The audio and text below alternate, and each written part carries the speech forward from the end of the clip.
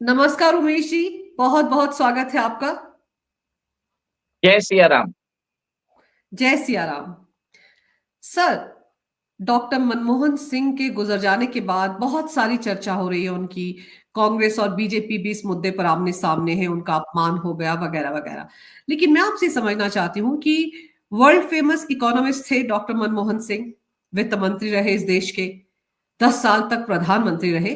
तो वो इकोनॉमिस्ट थे। ऐसे में देश की अर्थव्यवस्था को तो आसमान छू जाना चाहिए था। क्या कमियां रह गई कि उनके कार्यकाल के दौरान भारत की अर्थव्यवस्था उस लेवल पर नहीं पहुंच पाई जिस लेवल पर आज है?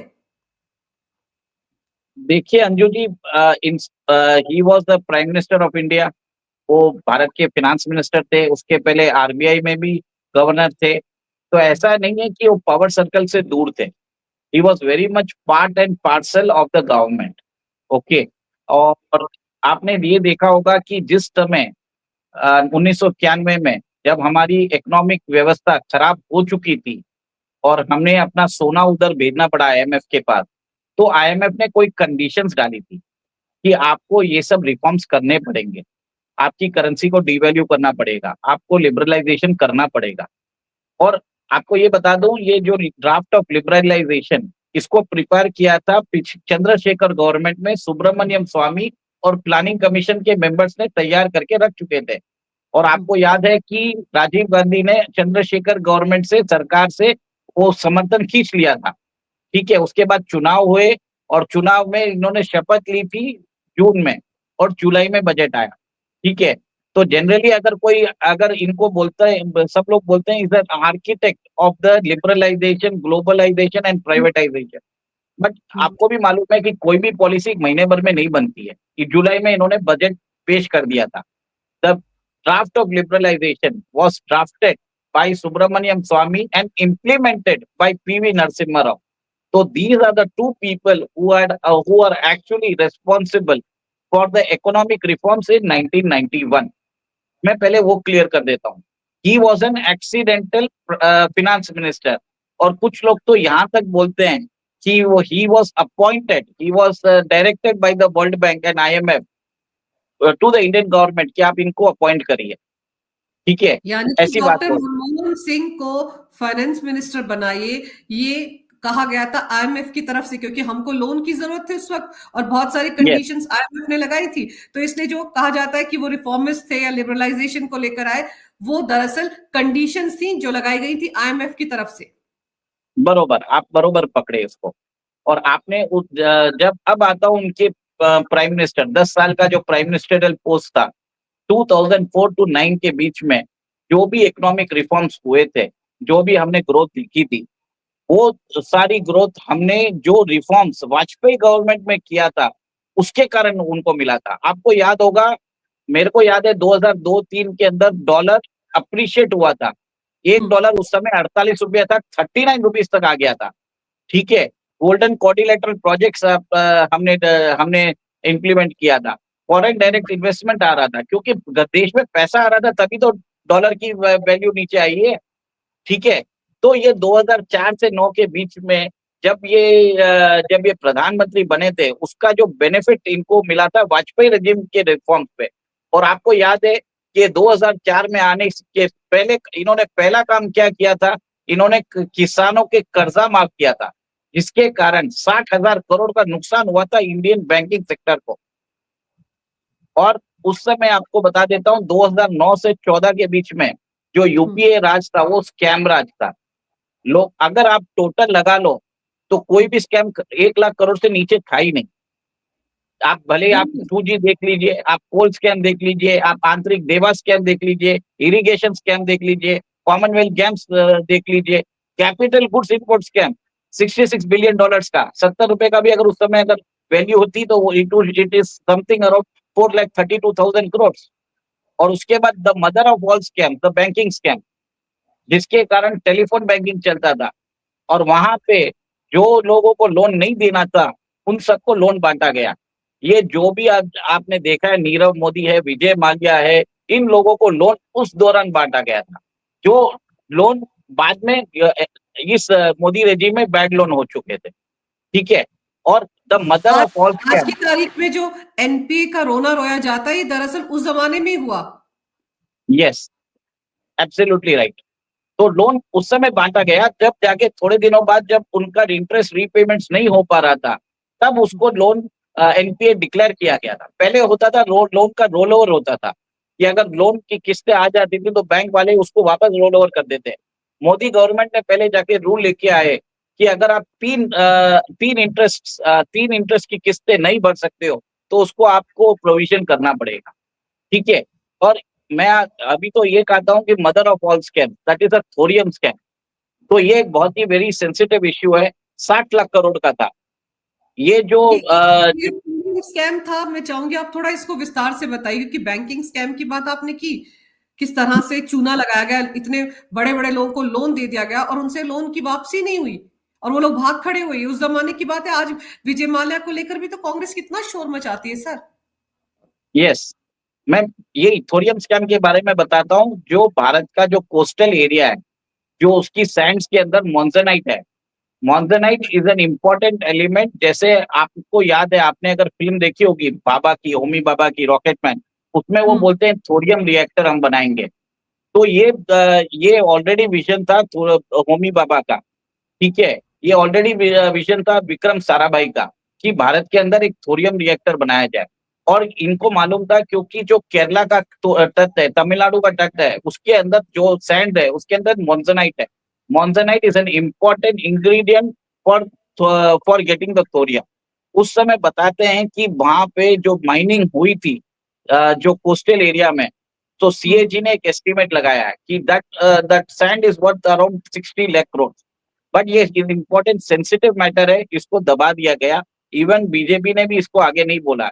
पर अगर आप गूगल में जाके 60 लाख करोड़ थोरियम स्कैम डालोगे तो आपको मिल जाएगा।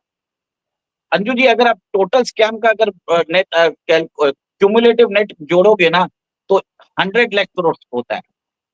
तो ये चीज है कि प्रसिद्ध इकोनॉमिस्ट जो जिनकी लॉयल्टी थी 10 जनपद पे, नेशन पे नहीं थी, तो उन्होंने उनके टाइम पे 100 लाख करोड़ का नुकसान हुआ था हमारे को।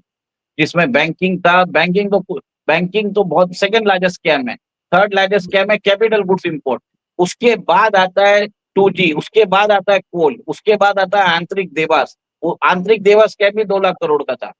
तो ये सब चीजें तो लोगों को मालूम ही नहीं है, क्योंकि रोज नए स्कैम्स आते थे। लोग परेशान हो गए थे। सीडब्ल्यूजी में टॉयलेट पेपर 4,000 रुपए के लिए लेके लिए गए थे, आपको याद है? बिल्कुल। टॉयलेट पेपर कौन 4,000 रुपए का लेता है? आज भी कोई नहीं लेगा। पर सीडब्ल्यूजी गेम्स में हमने 70,000 करोड़ खर्चा किया और हमको 100 मेडल मिले थे, मुझे याद है। बट जिस हिसाब से जो मॉन्यूमेंटल स्कैम्स हुए थे, आप सोच भी नहीं सकते। और उस समय भी आपको याद होगा, जो ओवर ब्रिज था सीडब्ल्यूजी टाइम पे, वो ब्रिज ढह गया था, जिसको बाद में इंडियन आर्मी के लोगों ने आके उसको एक दिन में उसको बना। ठीक किया। तो ये एक तरह से पूरा स्कैम राज चल रहा था। और अंजू जी, एक तो जी। चीज। हाँ, मैं बोलिए। निशी ये जानना चाह रही हूँ कि मतलब अगर हम ये आज ठीक है, वो गुजर गए हैं डॉक्टर मनमोहन सिंह, हम सब लोग उनको बड़े भरे मन से श्रद्धांजलि भी दे रहे हैं। इस देश के 10 सालों प्रधानमंत्री रहे।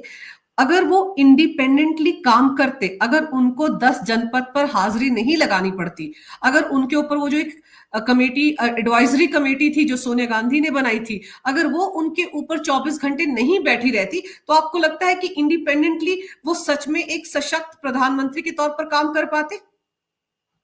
देखिए, मेरे हिसाब से इस आदमी he is an overrated person.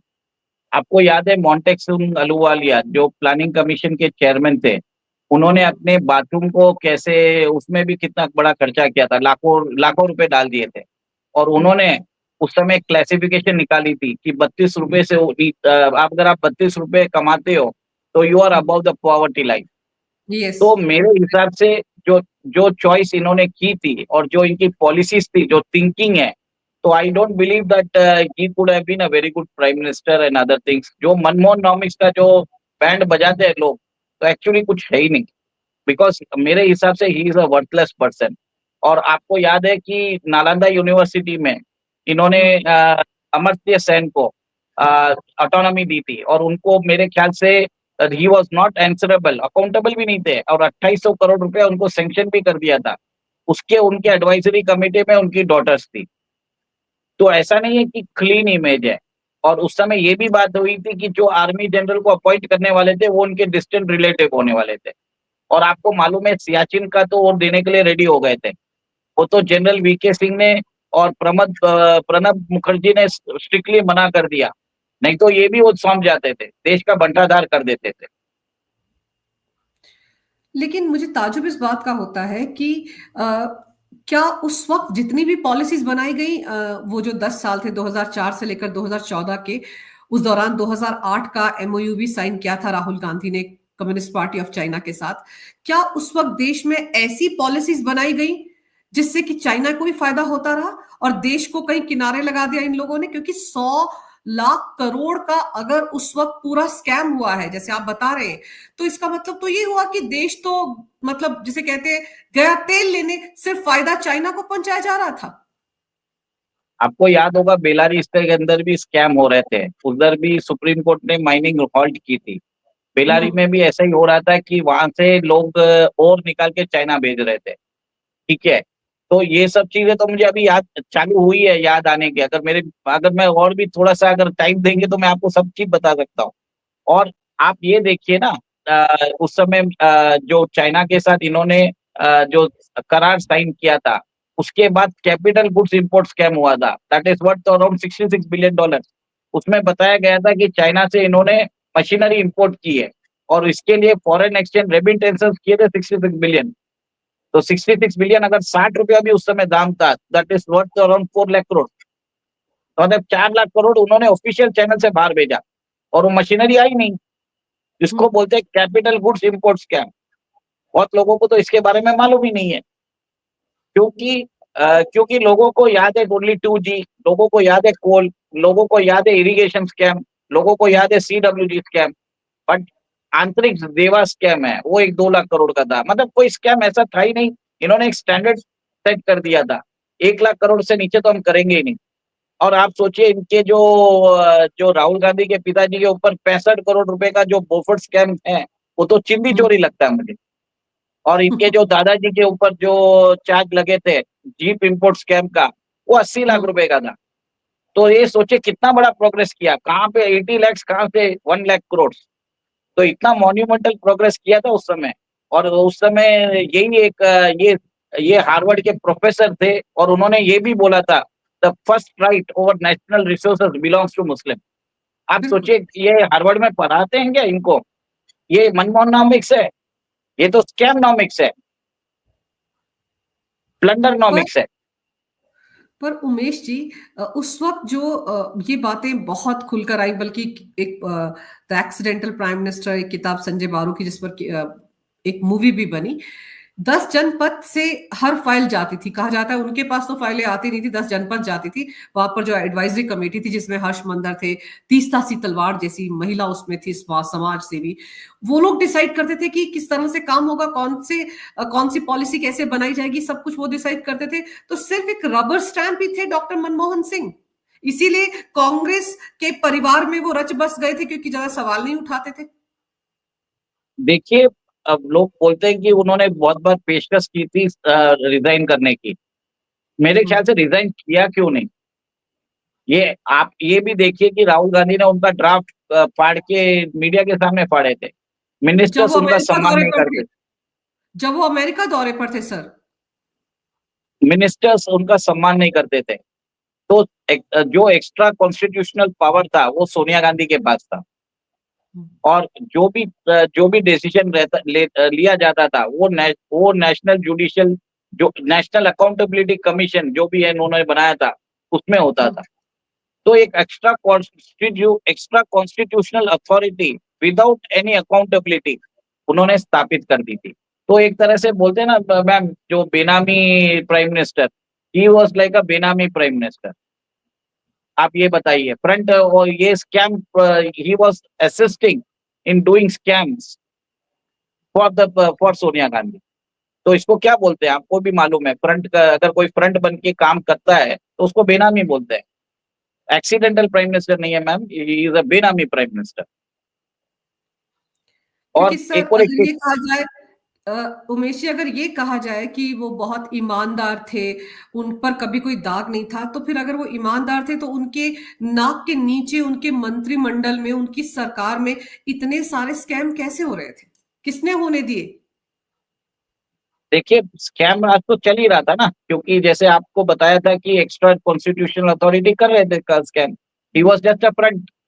इनको बैठा के रखा था, मौखटा था ये तो सरकार के, कि इनकी क्लीन इमेज है, इनको कोई इनको क्वेश्चन नहीं कर सके। पर अल्टीमेटली सबको मालूम है कि इनके he was just a rubber stamp. इनकी कोई वैल्यू नहीं थी, बिकॉज ऑल द ऑफिशियल्स जो भी मिनिस्टर्स थे, ये डायरेक्टली रिपोर्ट करते थे रोमन माता को। जी। तो आप यही देख लीजिए ना कि, और एक चीज रंजू जी मैं बताना चाहता हूँ, वो अभी यहाँ इस दुनिया में नहीं है।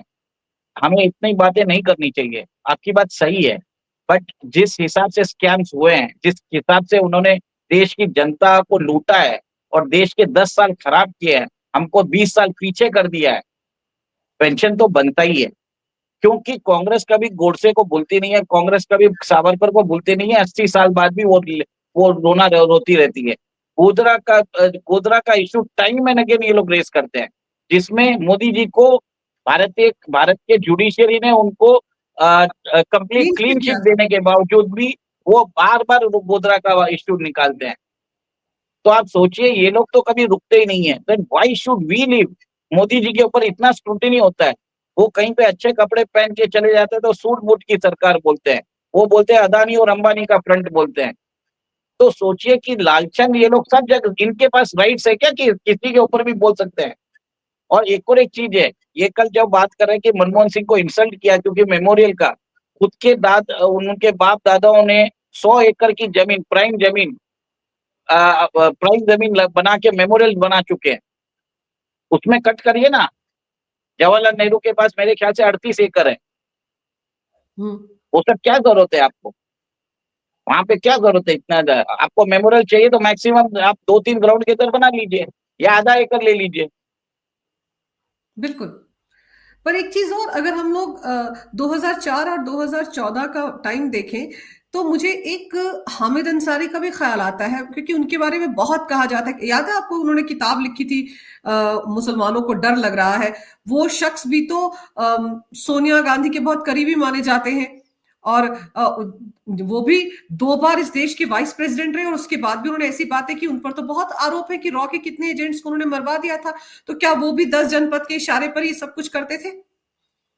देखिए वो तो आपने बरोबर बता ही दिया है कि इवन जब मेरे हिसाब से 26 जनवरी की परेड पे जब वो गए थे, तो उन्होंने वहां पे भारत के जो राष्ट्र ध्वज है उसको सल्यूट भी नहीं किया था। मतलब ये आदमी एक तरह से इसको अपॉइंट किया गया था ambassador to many Muslim countries. भले हम्म। आपने देख लिया होगा, ईरान में देख लिया होगा, यूएई में देख लिया होगा, जितने भी अरेबिक कंट्रीज में ये रहता था। वहां पे जाके भारत के जो ऑपरेशंस चलते थे, कोवर्ट ऑपरेशंस, उसमें टांग अड़ाता था। वहां पे अपने ही एजेंट्स को एक्सपोज करता था। तो एक तरह से भारत की सुरक्षा को, ये और भारत की जो सुरक्षा है उसको वो दुश्मन देशों को बता देता था कि ये एजेंट है, आप इनको पकड़ लीजिए। और जब इनको कार्रवाई करने को बोला जाता था तो वो करते भी नहीं थे। आपको याद है ईरान के अंदर 2 एजेंट को पकड़ा गया था, हम्म। तब जाके ईरानियन एम्बेसी ने अटल बिहारी वाजपेयी को फोन किया था, और अटल बिहारी वाजपेयी ने नरसिम्हा राव को बोला था, तब जाके कार्रवाई हुई थी, उनकी रिलीज हुई थी। तो ये सोच लीजिए ये आदमी किस काम का है। और आपने जैसे बरोबर बोला, 2 टर्म के लिए इसको वाइस प्रेसिडेंट बनाया गया। तो he was just appointed, he was just selected to serve the interest of 10 Janpath. एक तरह से मुस्लिम फेस है, एक तरह से बोलते हैं ना, बहुत ही आराम, बहुत ही मतलब सोफिस्टिकेटेड भाषाओं में बोलते हैं। तो इनकी एक इमेज बना के रखी थी। तो जो भी, जैसे आप मनमोहन सिंह देख लीजिए, आप इनको भी देख लीजिए, हामिद अंसारी, प्रतिभा पाटिल को देख लीजिए ना, जब वो निकली थी तब कितने ट्रक लेके गई थी? 100 ट्रक, मैं जहां तक मुझे याद है 100 ट्रक गए थे। अगर आप अपने घर से किसी, आपको याद होगा एपीजे अब्दुल कलाम, हम्म। उनकी सादगी देखिए और प्रतिभा पाटिल की देखिए, 100 ट्रक किसको बोलते हैं अंजू जी? और मोदी जी का देखिए, आप उनके भी एसेट्स देख लीजिए, अगर वो कल झोला छोड़ के जाएंगे तो मेरे ख्याल से एक झोले में ही सब कुछ लेके चले जाएंगे। मोदी जी ने तो अपनी सैलरी भी दान कर दी है लोगों के लिए, और ये मैडम 100 ट्रक लेके गई है। तो तो जितने बाद भी में ये कितनी शर्मिंदगी, उमेश जी, बाद में कितनी शर्मिंदगी झेलनी पड़ी थी। सारा का सारा सामान वापस आया था राष्ट्रपति भवन। उनको ये तक नहीं पता था कि राष्ट्रपति रहते हुए अगर उनको किसी देश से कोई मान सम्मान मिलता है, कोई तोहफा मिलता है, वो राष्ट्रपति भवन की प्रॉपर्टी होती है। ये भी नहीं पता था। अंजू जी, ऐसा था कि उस समय स्कैम राज चल रहा था, मतलब जो आप बटोर सकते हो बटोर लो। मेरे हिसाब से तो इवन ब्रिटिश भी जो थे ना, जो इंग्लैंड में ब्रिटिश भी होंगे ना, वो लोग भी शर्मा गए होंगे कि जो हमने 90 साल में नहीं किया, इन्होंने 10 साल में कर दिया। इकोनॉमिस्ट ने तो यहाँ तक बोल दिया, लूट and plunder what British did in 90 years, उससे भी बढ़कर इन लोगों ने किया। क्यों? इस हिसाब से इन्होंने देश के अंदर जो इकोनॉमिक व्यवस्था को खराब किया है, वो सोचिए। अंजू जी, आप तो ये भूल गए हैं, जो पाकिस्तान में करेंसी प्रिंट होके आती थी। सर, वो मैंने ये सुना है कि जो हम लोगों की करेंसी बनाने वाली मशीनें थी, उनको पी चिदम्बरम ने ऑक्शन करवा दिया था, और वो कहीं ना कहीं से पाकिस्तान के हाथ लग गई थी, और वहां से फेक करेंसी बन बन कर आती रही। ये सुनकर तो मुझे इतना शौक लगा कि वो मशीनरी जो इतनी इंपॉर्टेंट है करेंसी बनाने वाली, उसकी ऑक्शन की जरूरत क्यों पड़ गई थी? वो क्या साजिश थी? देखिए, इनफैक्ट वहां तक छोड़िए, उसी जो कंपनी से वो पेपर और वो इंक लेते थे, वो कंपनी डायरेक्ट पाकिस्तान को भी सप्लाई करती थी। तो एक तरह से रैकेट भी होता था। और जैसे ही आपने देखा है डिमोनेटाइजेशन जब किया गया था, तो पाकिस्तान कितना की शोर इकोनॉमी मचा। कितनी खराब हो गई। तो आप यहाँ पे सोचिए कितना रोना पाकिस्तान, धोना, सर यहाँ पे कितना रोना धोना मचा था। वो ही बता रहा हूँ ये, क्योंकि पाकिस्तान इकोनॉमी खराब हो गई ना। पाकिस्तान तो जिंदा था हमारे एक फिक्स करेंसी के कारण, क्योंकि वो प्रिंट करता था, यहाँ पे टेरर एक्टिविटीज फंड करता था। ये सब इनके टाइम पे हुआ है। आप सोच लीजिए, भले आप हामिद अंसारी को देख लीजिए, प्रतिभा पाटिल को देख लीजिए, मनमोहन सिंह को देख लीजिए, ये जितने भी लोग हैं जिनके बहुत बड़े बड़े नाम हैं, बट काम के कुछ नहीं है मैम। इन लोगों ने देश का बंटाधार कर दिया। यूपीए सर का अभी जो जो सर मैम, एक और एक चीज है, यूपीए का जो फुल फॉर्म था, it was United plunder alliance, progressive alliance नहीं था। सर, ये जो अभी कर्नाटक में सीडब्ल्यूसी की बैठक होने जा रही थी, जिस दिन डॉक्टर मनमोहन सिंह गुजर गए, उस दिन वो बैठक होने जा रही थी। हैरानी होती है कि वहां पर बड़े बड़े कटआउट्स लगे थे, बड़े बड़े पोस्टर्स लगे थे। पहले सोनिया गांधी, फिर राहुल गांधी, अब प्रियंका वाड्रा। कांग्रेस में और कोई नेता है ही नहीं जिसके कैलिबर इतना हो कि उसके बड़े बड़े पोस्टर लगाए जा सके। आप सोचिए, प्रियंका वाड्रा को भी जुम्मा जुम्मा 1.5 महीना भी नहीं हुआ होगा सांसद बने हुए, पहली बार की सांसद है वो, उनके भी बड़े बड़े पोस्टर लग गए थे। अंजू जी, अगले सीडब्ल्यूसी मीटिंग में जिया जी भी आ जाएंगे, तो आप देख लेंगे, जिया जी के भी कटआउट्स आ जाएंगे। और उस टाइम पे आपको ध्यान होगा कि डीएलएफ की जमीनें 1 रुपए में बेची गई थी इनको। तो आप सोच लीजिए क्या क्या स्कैम्स किए थे इन्होंने। सर, तो स्कैम इतने सारे हुए हैं, लेकिन क्या लगता है आपको, 10 साल से तो मोदी सरकार है, क्यों इन स्कैम्स को लेकर शिकंजा नहीं कसा जाता इनके खिलाफ? हम और आप लगातार बात करते हैं कि डॉक्टर मनमोहन सिंह के रिजीम में इतने सारे स्कैम हुए, लेकिन उन स्कैम्स में सब लोग बरी हो जाते हैं, सब लोग आजाद घूम रहे हैं, स्कैम हुए हैं, सबको पता है, सबूत नहीं मिले, या क्या वजह रहती है? कहीं कोई इच्छा शक्ति की वजह रहती है या कोई मजबूरी होती है? मैं एक ही चीज बोलूंगा कि जुडिशियरी में 5.2 करोड़ केसेस पेंडिंग है। हम्म। और जिस हिसाब से हमारा जुडिशियल सिस्टम को ओवरऑलिंग जरूरी है, अपॉइंटमेंट्स ऑफ जजेस जो हो रहे हैं, वो आपस में हो रहे हैं। कहीं ना कहीं उधर भी जाके रिफॉर्म्स जरूरत है। जब तक अपॉइंटमेंट ऑफ जजेस के अंदर रिफॉर्म्स नहीं आते हैं, तो वही कोलिजियम कार्टल सिस्टम, होता रहेगा। कोलिजियम वही सिस्टम कार्टल, खत्म करने की सख्त जरूरत है।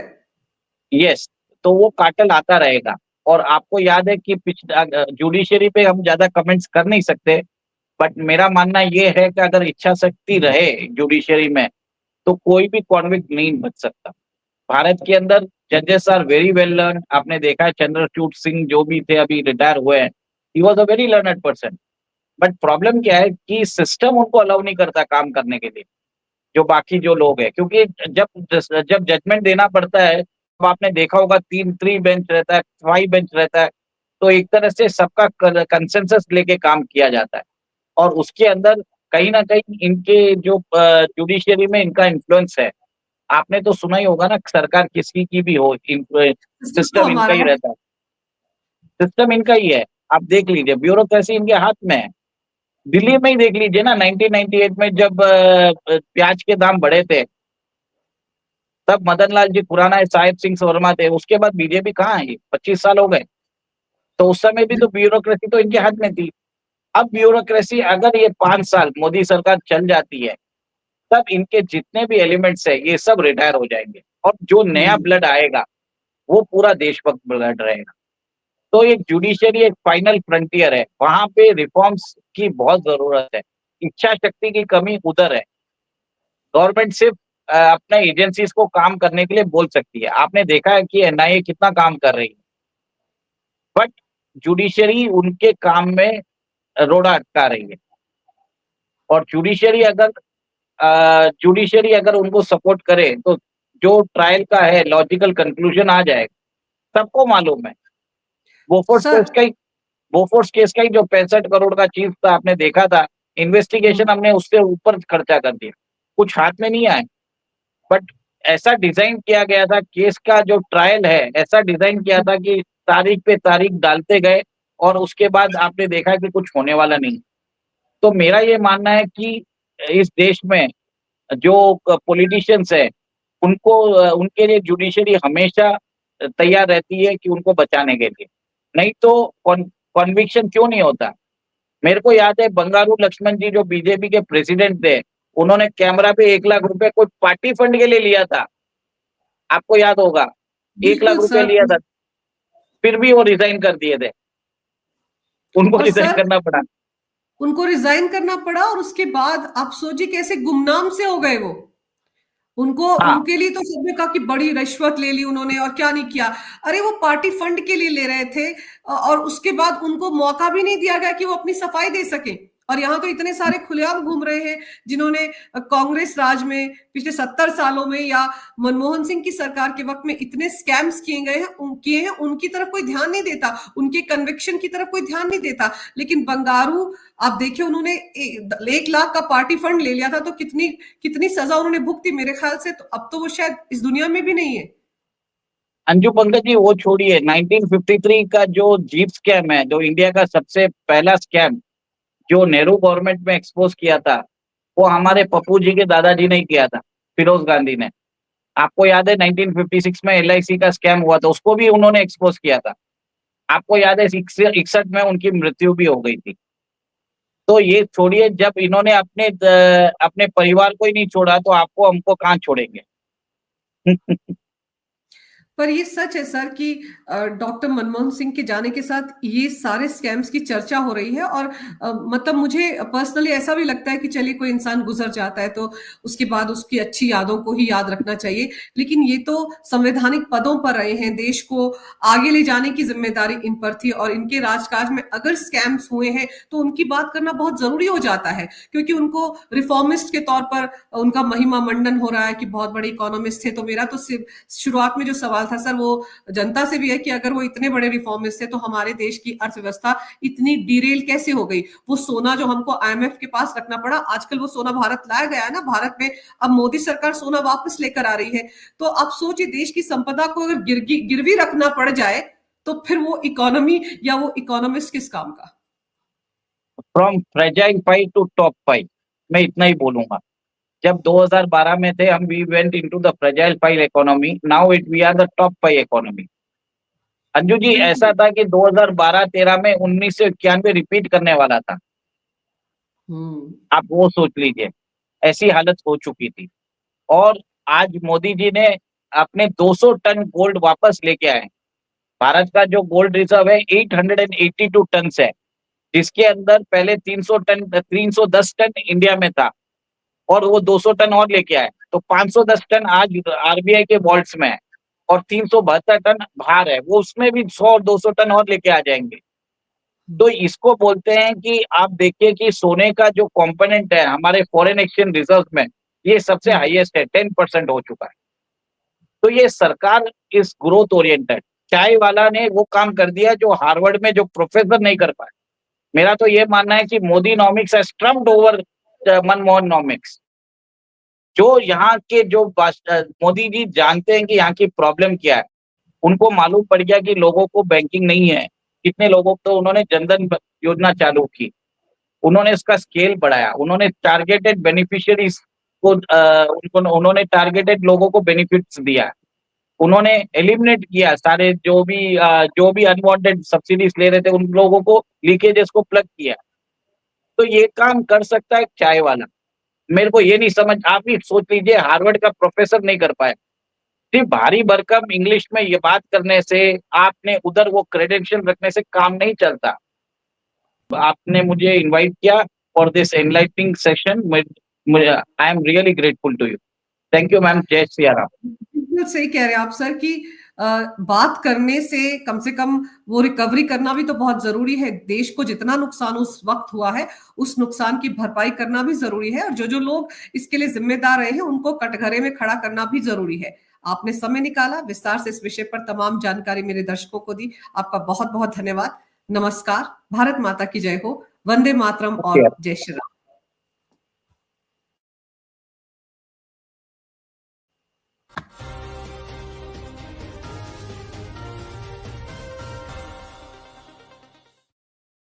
कैसे करोगे आप? ये भी बता देता हूँ, ये काम मोदी नॉमिक्स के थ्रू ही हो सकता है। मनमोहन नॉमिक्स में तो आपको स्कैम ही मिलने वाला है। बस इतना ही बोलूंगा मैम। आपकी बात सही है, आप जो भी बोल रहे